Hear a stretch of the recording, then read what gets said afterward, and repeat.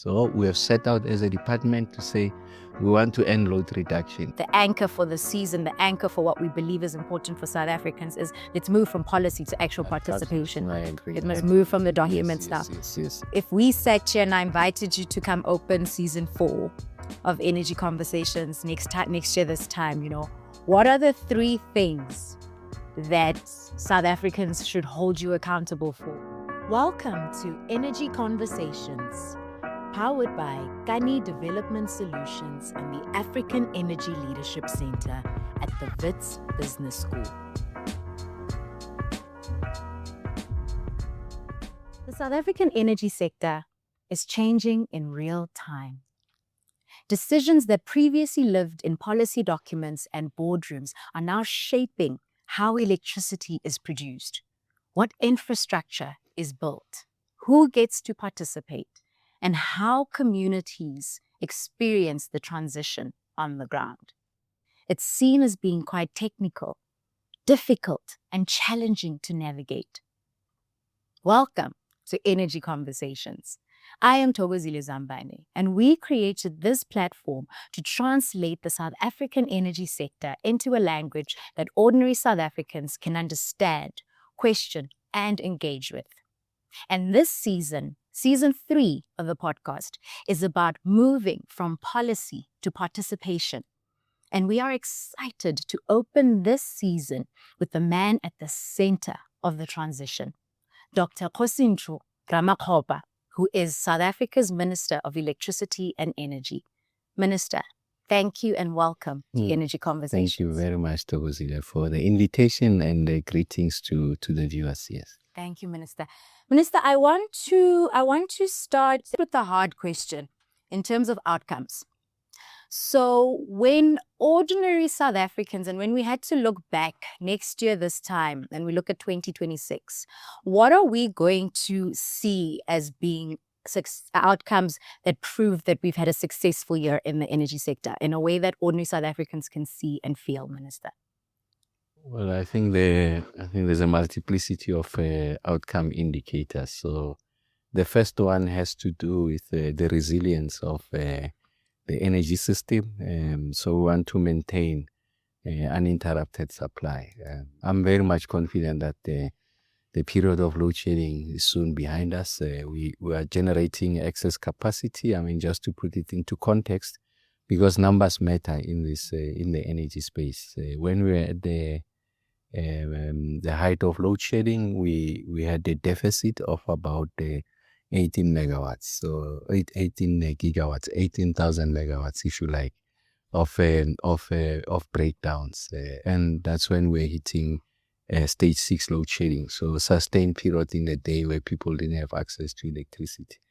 Then we set out a plan, very methodical, deliberate, and in the manner in which we orchestrated it.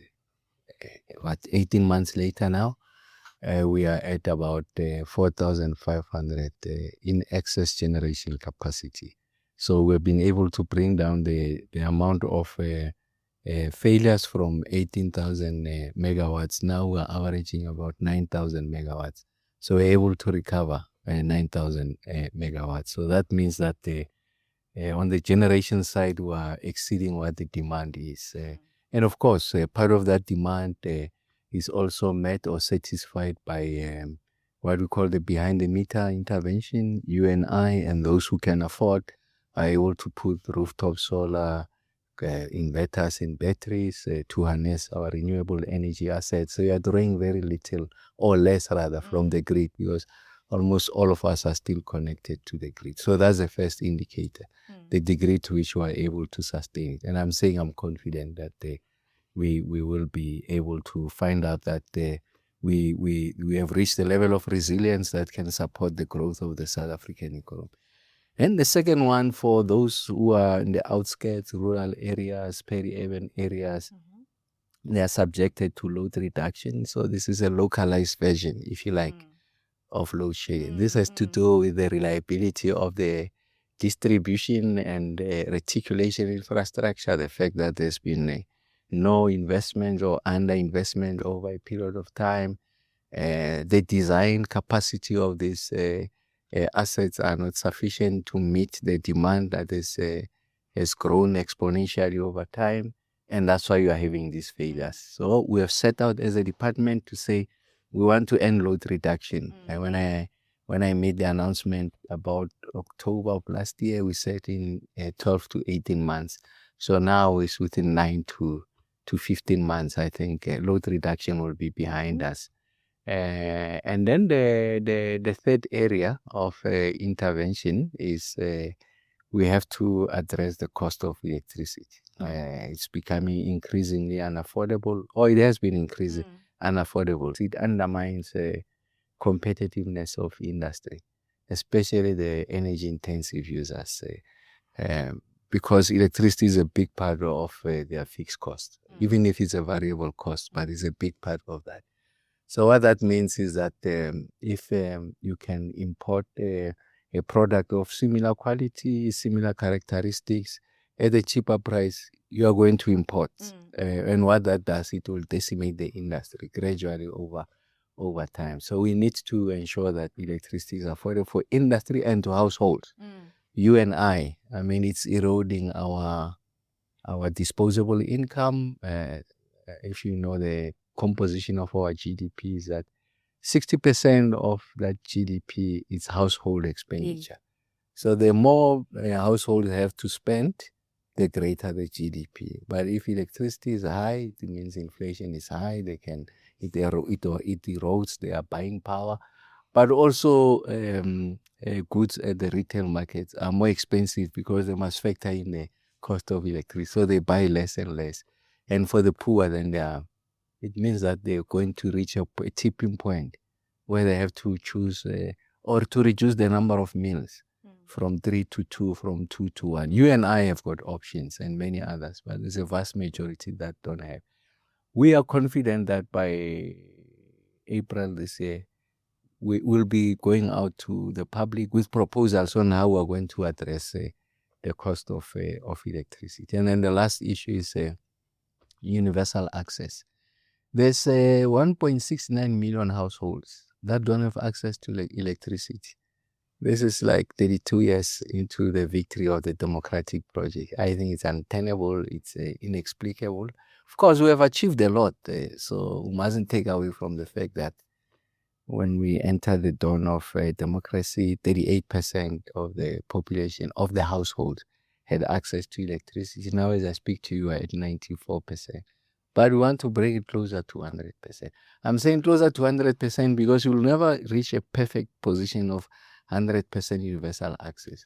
It's a moving target, if you know. Settlements are being built. So if you had to do an instantaneous analysis, like you stop the watch and ask how many people are connected, you are still going to find that there are people who are not connected. It's just a function of how the system works. But we think once we're at 97, 98, that's universal access in our terminology. So those are the things. So we have set ourselves in the next 4 years to achieve that, but we want to reduce that number by about 300,000 in the next 12 months. And there's various technologies we are deploying. So if you were to ask me, those are like the 4 variables. And you can see they have got a direct relationship with an average person. These are things you can touch. I didn't have electricity yesterday. Now I have electricity. Electricity was increasing at this rate. Now it's increasing at a rate that matches inflation. And it's now nicer because we are anchoring our inflation at 3%. So it's going to be, the level of increase should be relative to that 3%. It's really sounding very practical. And I mean, for us, and especially even as a podcast, we're quite excited around load reduction because, I mean, part of our team, our podcast team, constantly experiences this. Yes.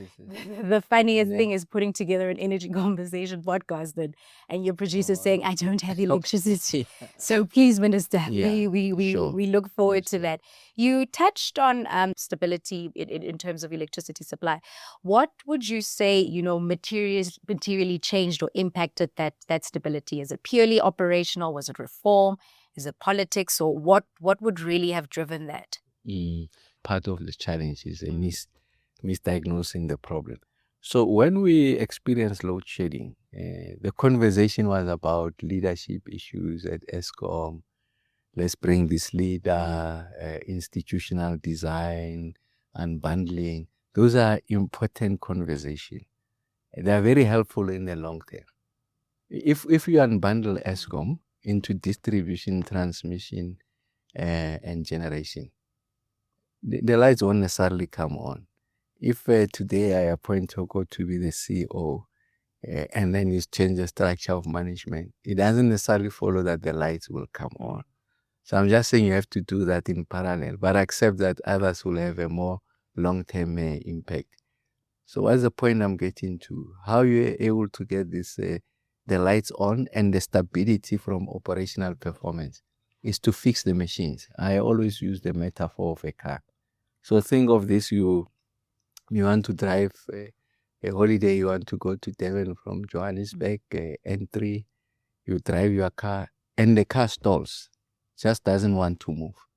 So what we've been doing in the country, the conversation about how we get to Devon was, no, let's change the driver.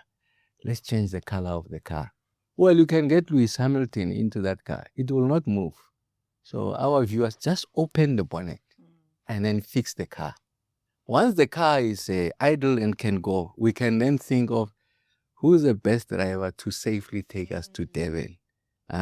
Obey the rules of the road. We fixed the car. We took time to go to each and every power station. And at each and every power station, you understand the units. So going back to the metaphor of the car, once you open that bonnet, is it the plugs? Is it the motor? Is it the starter? You have to be that dedicated. And also accept that it takes time. Of course, people want electricity now. So what was important there was communicating to the public, even at the height of load shedding. Of course, very uncomfortable. But telling people this is the extent of the problem, these are the measures we are putting in place, is going to take a bit of time. And that's why, remember, we coined the word, the expression, short-term pain, long-term gain. Just accept that that 8 months period, we are going to have load shedding. It's going to be variable degrees of load shedding, but it will be there. But once we go over the line, no, it's a different conversation. So the long and short of it is operational performance. Now the lights are on. Then let's have a conversation around the reforms. But the long and short, operational performance was key. And now it's an institutional design. It's around getting more participants into the market, introduce a competition. We are at that stage. But we have the comfort of doing that with the lights on. Now we must resolve a competitive question of competitiveness and access. By that I mean electricity can be available, but not accessible. Think of a retail store, a Woolies, a Usafe, a ShopRite, Checkers. Go to any of those today now. The shelves are full, but people are hungry. The people have to make a choice. 3 meals, they whittle down to 2 to 1, but the shelves are full. The food is available. They can't access it because they don't have the money.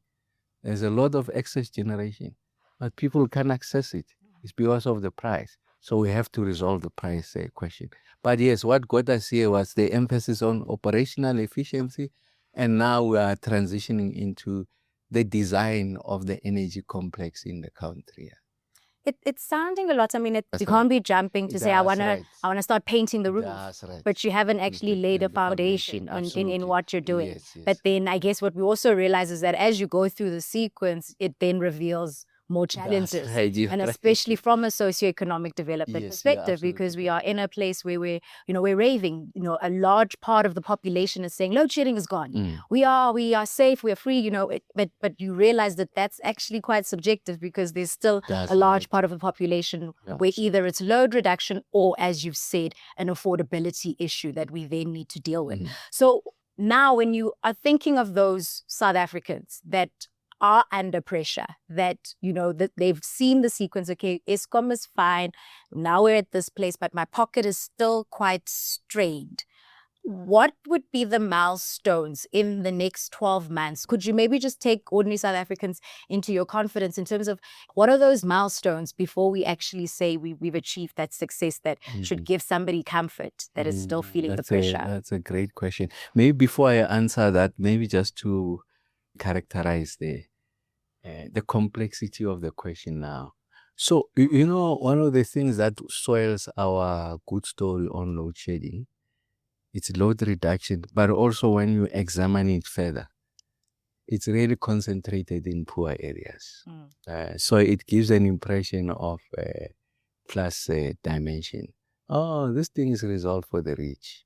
So we are the neglected. That's a socio-economic dimension of that. Because, the people who are subjected to load reduction, for technical reasons, it's people who are in the peri-urban areas. So it will be people on the outskirts of Soweto, Atteridgeville, largely informal settlement.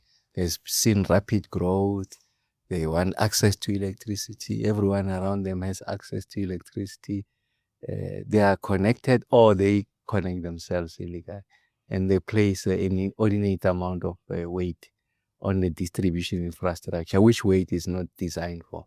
And what the system does, that it switches itself off, or ESCOM or municipalities switch them off, because once a transformer explodes, you must replace it. The replacement costs are much more expensive. Or it also, and not or, it also is proposes physical danger. When it explodes, the kids could be playing there and someone dies. So that's an issue really extremely uncomfortable about this. I'm told yesterday or today, my rural village here, they in Ramokgopa, they have blocked the roads. Because of subjected to load reduction. So that's the experience of villages and poor people, and really want to undermine that perspective or that impression. But back to your point, we have already started, by the way. I did say the quickest way of resolving this is twofold, not necessarily mutually exclusive. You can do both. Is to in villages. The main reason, okay, so I'm combining both load reduction and lack of access. So people who have never had electricity. So their relationship with this conversation is that, but I want electricity. Load reduction they do have, but there are periods where they are denied. Some went to almost, because they are conflated in villages in particular. So we do two things. We roll out the contemporary technology, so solar and battery. Yes. The nice thing about villages is that they are not short of land, so are able to roll it out. It's not utility scale really. You're talking about 5 to 10 megawatts. We started one. If you come to think of their consumption profile, they are unlikely. An average person in a village will unlikely have a geyser for obvious economic reasons. Of course, over time, they are going to have that as they go up the economic ladder. Of course, the conversation is different if you go to places like Venda and the like. It's a Waterkloof, it's a Sandton. They have all of that. So I'm making those nuances also. So you roll out that, so it's a PV and battery. And then also what they have in abundance, of course, if you come to think of it, all parts of the country, is renewable energy sources, in particular the quality, the irradiation levels. So the amount of days where they have electricity, the amount of hours in the day where the amount of days where they have the sun, the amount of hours in the day where the sun is up. Like now, there's a typical summer, come up at 6, it will go down around 6. Cape Town is even worse. But in these areas, you are going to enjoy that. And then also, like I said, so you can put it up these solutions, then we offer them. So what that does is that it reduces dramatically the unit cost of connection. Remember, for villages, what makes it expensive? When you use conventional or legacy technology, you must build the transmission line.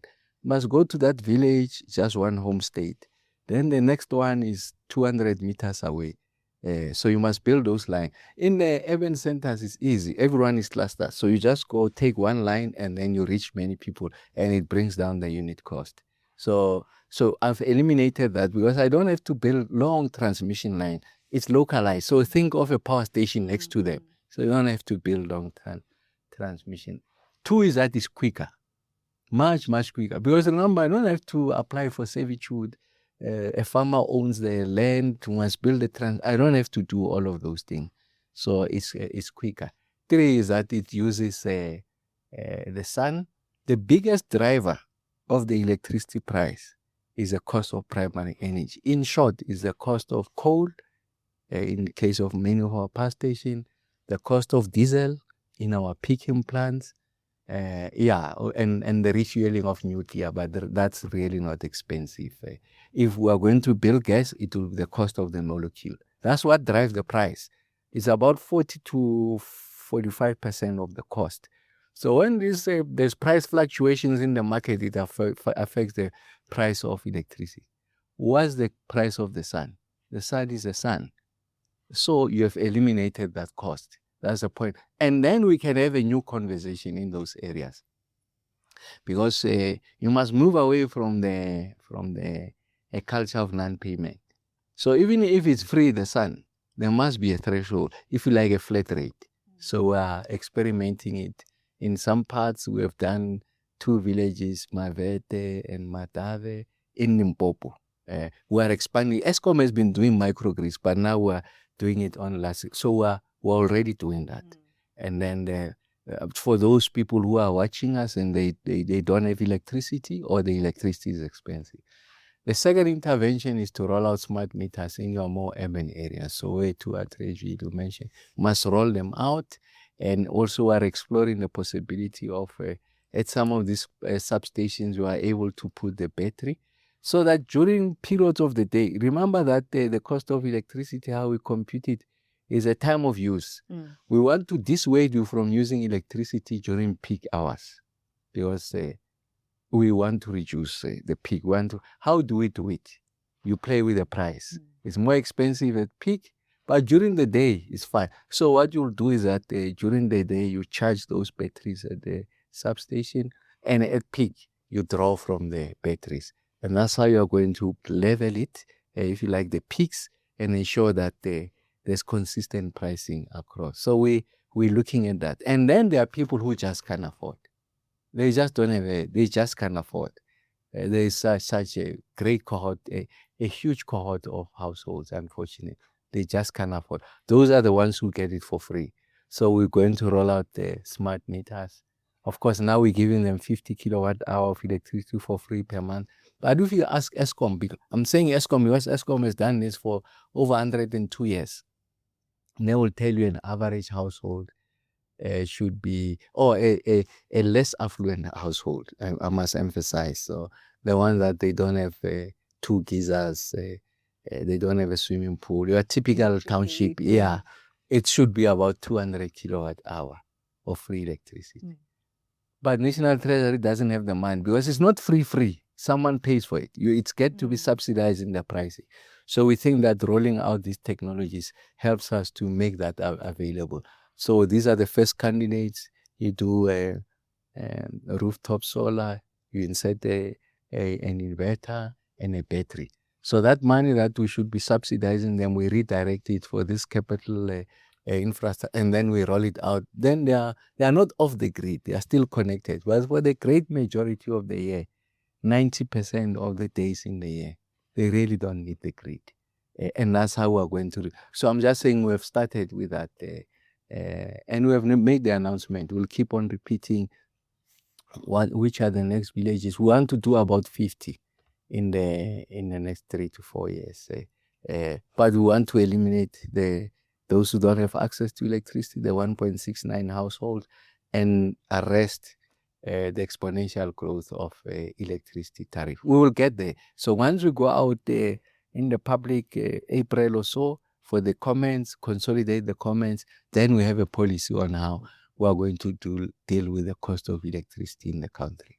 That's quite encouraging, Minister. Quite encouraging, and obviously, as as ordinary South Africans anticipating this I guess it's a government-led microgrid program in essence with, so it wouldn't necessarily be a triple P kind of setup. Yes. It will actually be government and then maybe it's an opportunity then I suppose in using local organizations or the support or using local contractors and maybe it's an opportunity to train, because what you then have in a microgrid situation is actually quite exciting. I mean, this is something that our content producer was looking at, and that as you're educating people about energy and what it means, if they are part of the solution, because now there's community ownership over something that they have better understanding of and therefore are able to better look after it and better find themselves to be able to create opportunities from this previously gave me electricity, but now this is a business that you're right. am able to take forward. So I see it as a very exciting initiative that's coming forward. But Minister, then what when we look at these initiatives, what are the risks of delay that we'd be facing in seeing this rollout in the next 12 to 24 months? Oh, like they say in engineering when they get to teach us is that when you roll out a massive program, at the scale at which you are envisaging, the risks are inherent, if you like. So, but if you come to think of it, some of these risks are opportunities. You have just mentioned one. So when we reach the peak of this program, by the way, also includes, we're going to be retrofitting all the schools. I think I've just forgot the total number of schools in the country. Especially the quintile, the ones in the township. Is this quintile 1 or 5? I always confuse that. Yeah, that one. But they're more or less affluent, and they're in the great majority. So we're going to retrofit them. And then we're doing this microgrid. And then there's also, if you like, natural demand that comes from households that are a bit more affluent. So they're more and more getting to harness the renewable energy sources. There are two major risks to that. Outside the financing risk, by the way, we also are going to design, if you like, something that is akin to a PPP model, because there's a lot of private sector players that also want to participate in the space. And I think there's room for them to participate. And some of them is not for purposes of income generation as part of their CSR and changing lives of people. Two big risks, but there are opportunities. The first risk is that you are going to sit with these are the risks on the supply side, because you are stimulating demand. You don't have sufficient domestic manufacturing capacity to meet the volume of the solar panels that are required. That's a good risk to have, because what that says is that then there's industrialization opportunities. But then you must coordinate with the IDC so that we are able to invest in these youngsters and then bring those with the expertise and their technology to help to set up these industries. The second one, you don't have sufficiently qualified technicians to install. That's a nice problem to have. What is our biggest problem in the country is the youth unemployment. And not just, let me say unemployment, because I think when you say youth, it's got an appearance of excluding people who are above 35. And we also want them to be in the peak. That's great. Now we coordinate with Minister Maname. We have already started higher education. Because part of the problem we have is what I call structural unemployment. There's a lot of people who are skilled, they are certificated, but those skills are not required by the market. Because they have value, but it's just that the demand is not there. So you train for the market. So there must be symmetry in that pipeline of training and the market. Almost guarantee them that, no, here's a job for you. But we want to take it further too. Our view is that we create demand. We should not be in the business of employing talk. You can set up your outfit and then have a number of people employed under your outfit. We assign your outfit. The schools in Atteridgeville, go and retrofit them. It's an entrepreneur in Togo. You get the properly qualified people. And then there's opportunities for you to grow. But we have stimulated your prospect of growth. So we really want to be a bit more dynamic. So we are creating those opportunities. But instead of us employing 70,000 young people, we want to employ 2,000 entrepreneurs, under which they are employing each around 3,000 or so. That's what we want to do. And then you stimulate the economy. So those are the real opportunities. So I'm saying, I started by saying there are the risks, but you and I are wired differently. We see the opportunities in that. You are in the space, you know much better than I do, a practitioner yourself. We will create those conditions. Just stimulate demand and have the rules in place. Because remember, the other risk is others just dumping their products. Yes, they'll come in here because of their excess capacity. They can dump these PV here for almost zero. So there must be the necessary protection. So you must say that as we roll out, let me use the schools and the microgrids, the requirement, every PV solar panel that's here, 80% local content. I don't know what stops us from saying 100%. I'm just giving an example. Then you know that you are protecting the local market. Of course, it's going to come at a premium. Why do I mean a premium? Because I could have gotten that for much cheaper. But in the long run, we have built an industry, we have built the skills, then the benefits are much greater going into the future. So that's how we see the design here. And I think it's, the premium you speak of, I think it's one that we need to be comfortable in paying. Right. Yes, you are right. It's there's that adage, goedkoop is duurkoop. That's right. Because you're going to get it, you're getting it cheap right now, but in 10 years' time, and whatever, when your child now does not have a place to go work, are they going to go to China to work? What's going to happen? And I think, Minister, what you've also highlighted, we're dealing with in this country systemic challenges. These are not simple, easy challenges that we are looking at.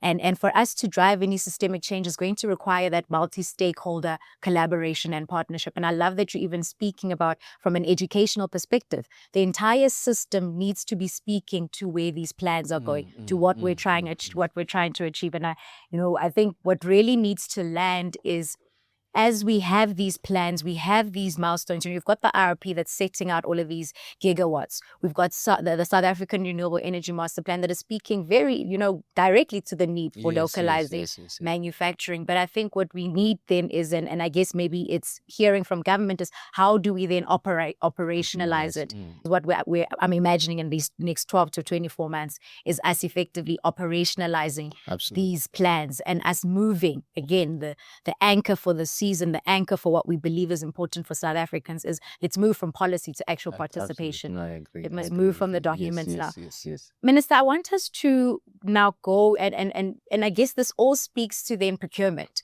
So in these massive government programs that would be rolled out, and even when we think about what's commonly known to South Africans from a government procurement is procurement of electricity. So more focus on power generation projects. I think this year is probably 15-year anniversary of the renewable energy independent power producer. We should actually do a where were you at some point for this. But what's now become interesting, and I think what ordinary South Africans also need to understand, is that the idea of procurement now extends beyond power generation. So we're looking at wider procurement from a transmission perspective, from a battery perspective, and there's really then a pipeline of work that's then forming. Minister, could you maybe just in practical terms just break down then, highlighting some of this procurement that South Africans should be looking forward to, and where, if I'm a South African and I'm thinking of a transmission line, a program that's coming out, which, there's complaints that it doesn't necessarily allow for local participation. Where do I see myself as a South African in these large procurement programs that have high barriers also in some circumstances? How do we navigate that? Because it is a big and complex sector, but where do I get in as a small player? Maybe just to start on the generation side, we have established a discipline of going out to the public through what we call bid windows. So we want to announce what I call a bid window on steroids. So we'll not be doing start, stop, because we want to stimulate industry. There must be see-through so that we increase capacity utilization, so on and so forth. So we're going to procure about 30 gigawatts. 11.9 of that is PV, 8.9. 11.1 is PV, 8.9 is wind. Gas is 6 gigawatts and 4.5 gigawatts of battery.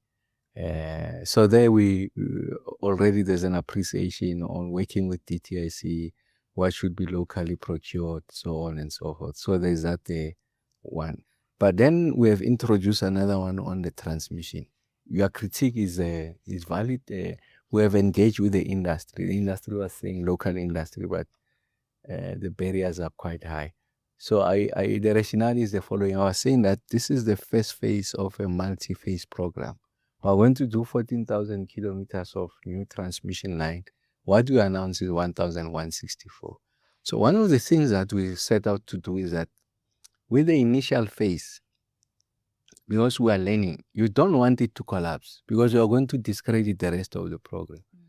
So we build sufficient guardrails to protect the program from collapsing, to make sure that it succeeds. So the requirement was that you must have built so many kilometers of transmission line.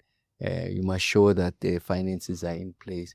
Because we have not built any transmission lines of significance, it means by default there's no single South African company that will qualify. So we accept that criticism.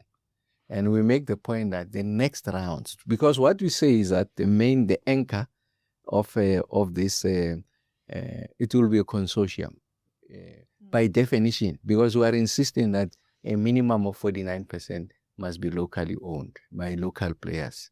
And then we're working with DTIC now to go into the components. The wires, what percentage of that must be local? The pylons, what percentage must be local? The steel that goes into the foundation, what percentage of that must? The transformers, the batteries, you mentioned them. And then that's where there's going to be participation of players. So here we wanted to ensure that these people who have done it before and have the financial mass. Remember that you are self-financing. It's an EPC plus F, because we don't want to burden the fiscus. It will be like close to 20 billion rand. So people must bring the money. So we are designing it in such a way from an ownership perspective, 49% minimum with locally owned. Then the key is in how we disaggregate the components that are going to supply transmission. I'm saying we're working with DTIC, we'll announce them. And you will see that, there's going to be big local participation, because we don't want to miss the opportunity by exporting the jobs. What do I mean by that?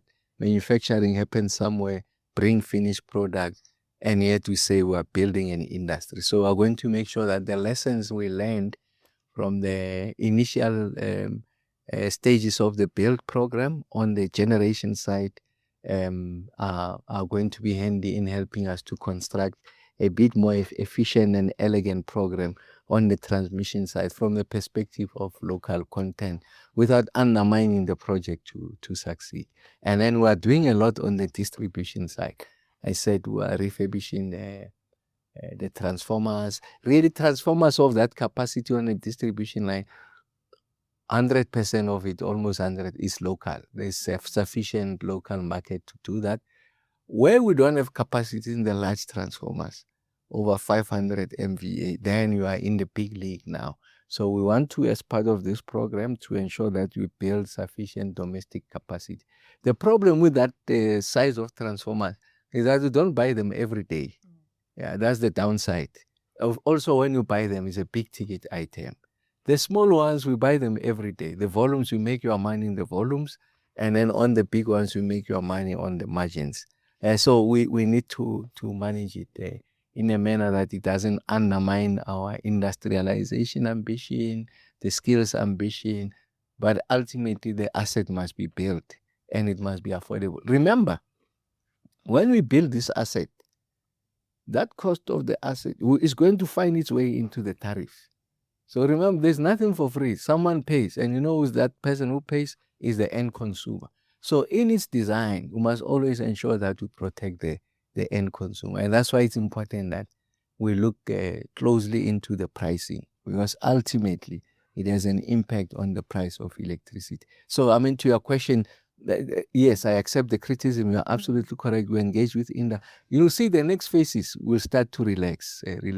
These chaps who are 49%, by the time we go phase number 7, we are building the next 2,000 kilometers of transmission line. They are going to show that, but I've participated in around 1, 2, 3. I've got the skill to do that. And also the financiers are able to back them. Because there's a risk in backing someone who doesn't have the requisite skills. And if you are unable to complete the project, we're going to penalize you. That's how the rules work. So it's important that we design it in a manner that we minimize the prospects of failure and enhance the prospects of success. Yeah. I think it's an important point that you're making in the design of it. And I think what has to then be coming through in the design is that intentionality needs to come through. I think sometimes when we roll out these programs, there's a lot of assumptions that are made. So there is the assumption that in a number of years, this entity would be ready. But what have we put in place to actually, and maybe, Minister, is that a question I can pose? Is that something you can look at in how, beyond maybe just even from the transmission, in this transmission program, how do you actually ensure and you penalize it now? So instead of, because as a South Africans looking at it, we're saying, okay, in a couple of years, it should be there. But now, what is being done now to actually make sure that in a couple of years, when the opportunity is there, we are going to see participation, and also not participation from the usual faces, because this is an opportunity of bringing in a new industry. No, I agree. How are we going to actually ensure that it's new participants that are actually going to be coming in? So the one thing I've been making consistently is that we must eliminate rent seekers. You know who are rent seekers? It's people who go to some of these players and say, I know Minister Ramokgopa is my friend. So all does, he's using his networks and leveraging them to be the anchor of a partner anchor in that. No, we want genuine industry players.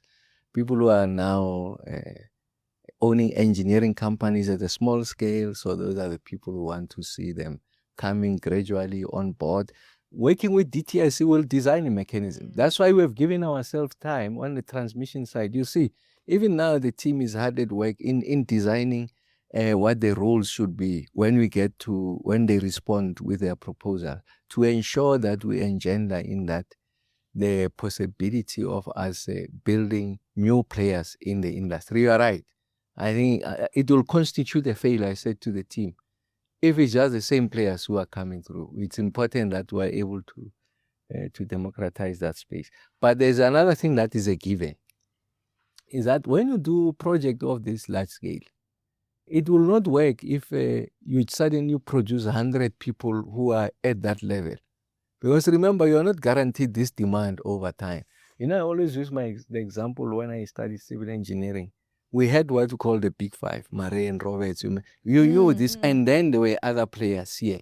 It's important that at this league, they must compete against each other. But it also is a risk when there is an avalanche of projects that only they qualify. What did we experience Kgosientsho World Cup? There was collusion. Yes. So it's the 5 of them. I think we're building close to 7 stadia. Yes. Others were refurbishing. We're able to establish that they said around the table, no, you'll do Cape Town Stadium. I'll price it higher. You'll come in at this level. You'll do Mbombela. I will do Polokwane. I will do, yes. And then what did we do? We suffered there. There was a price premium. So it's something that needs to be managed very well. But again, when you don't have work, they've collapsed. None of them is alive now. So we're going to start this build program. Let's take the roads, for an example. What Sandal is doing, what Minister Chris is doing. When you do a flyover, if you drive to entry to Devon, some of those sophisticated flyovers, no, it can't be a Sputla, even over grade 9. All he has been doing is to build a road. Now, when you do a flyover, it's a different ball game. And what do we see? Go and check, there is a Chinese that are building. Yes, because these top 5 have collapsed. So there's a downside and the upside. So how you do it, it's a very complex scheme. And you're not guaranteed to win. But the point I'm making is that start. Failure is inherent in these things. Of course, we don't set out to fail. But I'm just saying if it fails, then we learn from that and improve going forward. So I'm saying you're not going to have produce 15 of the major players in transmission. No, it's not possible. Okay, it can be done, but you can't sustain it. You at the most will produce 3 to 5. And then you support those going forward. When I say support, you create sufficient demand. And then the next time we're going into the continent. That's how it works. That's the nature of the game. But below them, then there's multitude of players. Yes, I think so. It's important that there's that appreciation. Minister, I think something to, a very fair point in that you're not going to be able to support all three. I think what then must be looked at potentially from a government perspective is then how do we still make it broad-based? Because we're only going to be able to say 3 major South African players will come out. But I'd say the argument is then from a government perspective to say underneath all of these projects, and each project, there's a full value chain of, all of these little players in this big thing, really 20. Not true. Oh, yes. Maybe from a government perspective is then saying, how do we ensure that if fine, you have these 5, but you must make sure that these 5, each one to each one. So if you are 5, one of 5, it means I'm expecting 20 from you. That's right. Yes. I think in a minute, I guess a suggestion perhaps that. And that's why the team is designing. Exactly that. Yes. Okay, Minute, I want to and move into trust, communication, and public understanding, which is really what Energy Conversations is about, and really around the fact that many communities we've seen in REAP, in these IPP programs, in these local communities, really often complain. I mean, I sit on a community trust, and what you hear at the AGM is a community saying, I see Amapiko, I see the wind farm right there. Where is my electricity? Or you see suppliers in those communities saying, but I'm not even able to supply into it. So I feel as though these projects and everything, and even, you're going to have a transmission line going past, are being built around me, but not with me. What's government thinking in terms of building that trust and making sure that you're taking community members along on this journey who, as you've said, may not be able to participate rightly or immediately, but how do we solve for that? Because what we're currently sitting with around each of these projects, Minister, is a ticking time bomb. Because, they say if you want to ignore a mosquito. Yeah.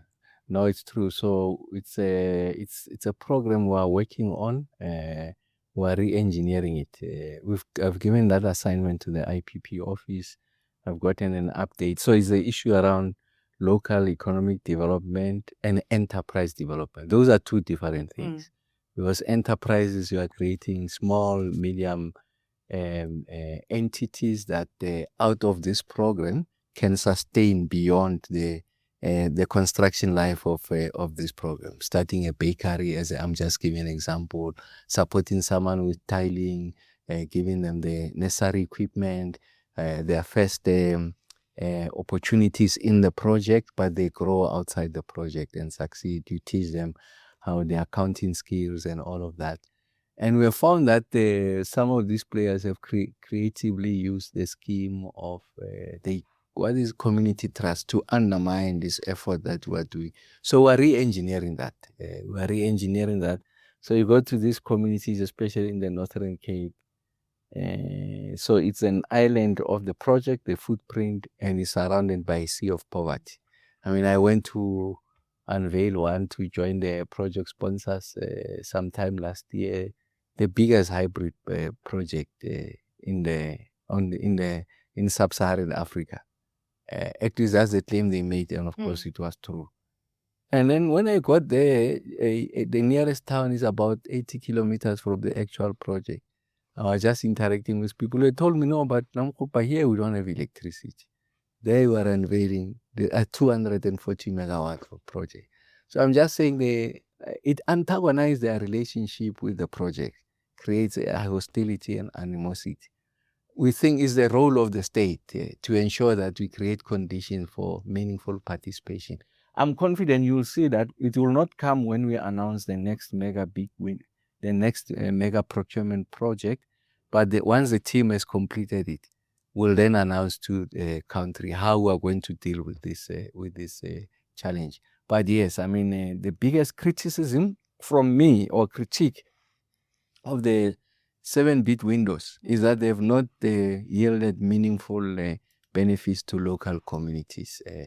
The money has just left. It's a tragic situation. You know, the Premier of the Northern Cape gives it real life. He says to me, there's about 220 billion or so of investments over the life of the bit windows that has been made in the Northern Cape. He says, but I'm not feeling that 250 billion, 220 billion. And he always tells me that when I have to meet the CEOs of these project companies, the ones that are now the IPPs, I must fly to you there in Gauteng. There's nothing here in the Northern Cape. I mean, I think it's tragic that that's happening.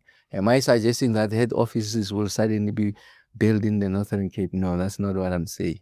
But there has to be a meaningful legacy that helps those communities. So it's something we're working on, and I'm confident we'll get it right. Okay, so yeah, aligned really. I think we previously had the NIP program or programs like that. So kind of we've got the mechanism. Yeah. There's a template today. Yeah. How do we, Minister? I mean, you've shared quite a lot, and I love how you're saying that that's something that you are going to do, and you are really planning on it. And to that end, would you allow us to hold you accountable? And I want us to end from an accountability perspective and say, if we sat here and I invited you to come open season 4 of Energy Conversations next year this time, what are the 3 things that South Africans should hold you accountable for, and that when we come back, we need to come look at the report card? No, the offended load reduction. I think 20 villages will be lit. And then we have adopted the policy on electricity pricing. I'm confident those ones we would have achieved. Okay. Yeah. Load shedding? No, load reduction. Load reduction, sorry, Minister. Load reduction. 20 villages lit. Yes. And then have an electricity pricing policy. Adopted. And implemented. Maybe one last question. Of these 3, which in your view will be the hardest to deliver? And it will be the pricing. Hardest as in, not everyone will agree with the proposal. We'll take them out. But it's in the nature of the space. That's I always say, now I'm going to sound almost controversial, but I'm happy you can ask me to clarify. Solving load shedding was the most difficult but not complex. Why? Because we knew as engineers, you must fix the machine. You must fix. It's not complex. It's 14 power stations.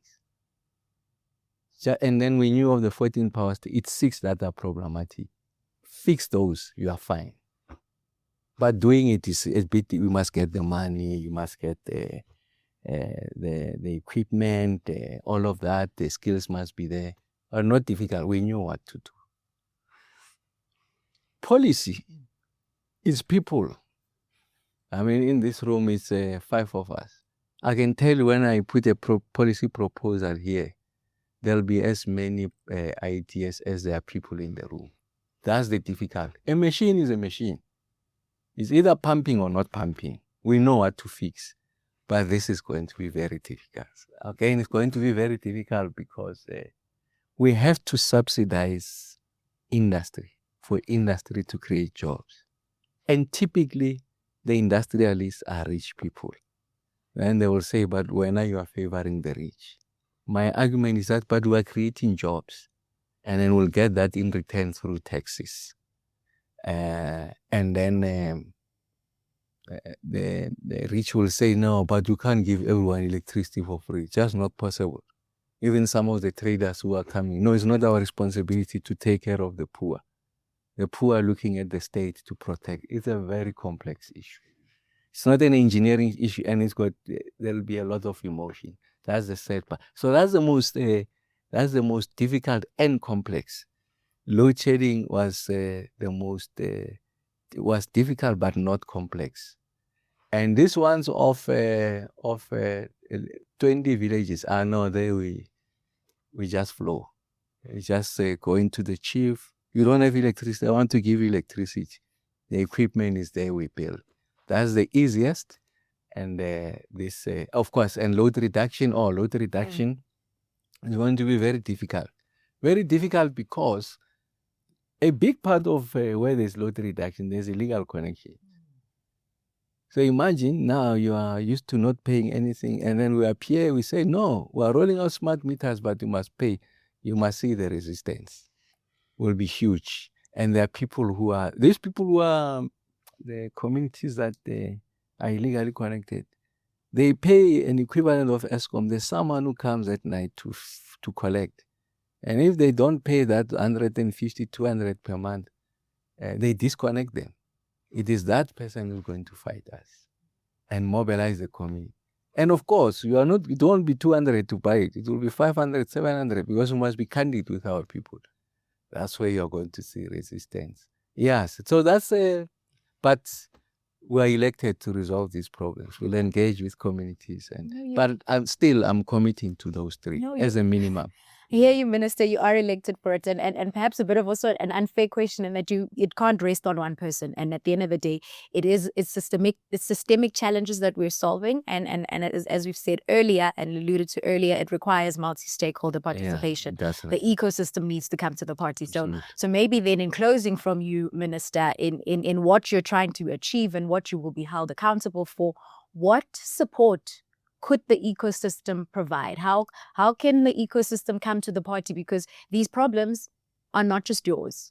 They belong to us all. How do we come to the party? On load reduction is just communities. I think it's important that the leaders, of course, councillors, villages, traditional leadership, they come to the party. Of course, communities in general.